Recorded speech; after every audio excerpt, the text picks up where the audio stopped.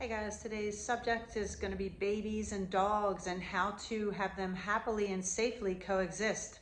So some things have to first be in place between you and your dog. First of all, they have to respect you, which means they will listen to you. And so once you have that established, then when the baby comes home, you want to make sure that there is plenty of space always between the dog and the baby.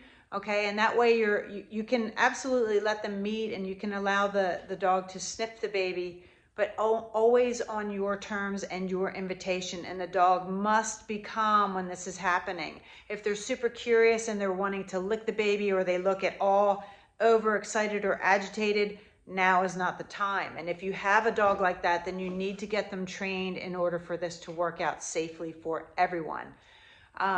Next thing you're going to want to make sure is that there's that respect between the dog and the baby. So it's almost like the dog reveres the baby, like, oh, there's the baby. Let me just go over here on place. I'm going to go chill out.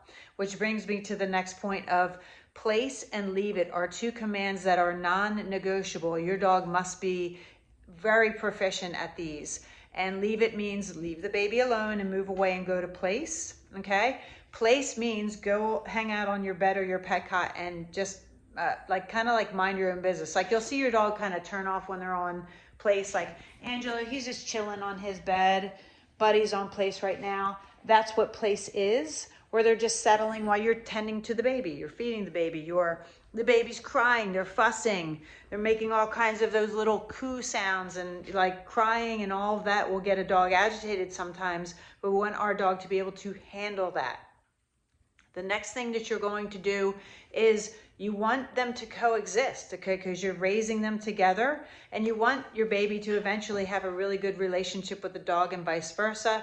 So include them in things like when you take the baby to the nursery, you can bring your dog up and park them on place or in a downstay outside of the nursery while you tend to the baby. This again is imprinting on the dog, hey, this is what I do when mom and dad are with the baby, all right?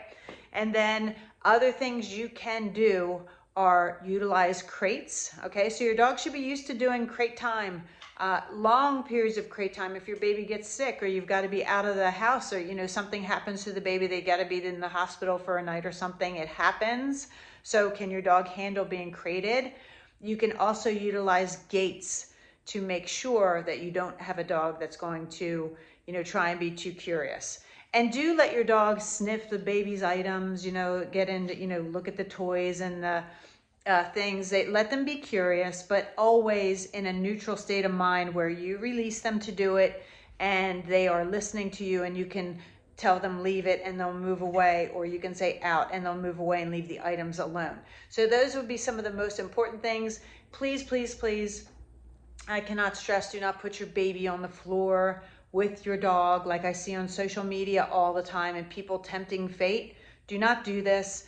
It will not end well. And I don't know why so many people do it and they think it's really cute and it should happen. It should not happen. You should not take your infant child and put it on the floor with a predator. That's what a dog is. Look at their teeth. Don't put them on the floor together, okay? Only bad things could come from that. And there is just no reason to tempt fate. Those are my tips. If you have any questions, please drop them in the comments and I'll answer them. Thanks for watching.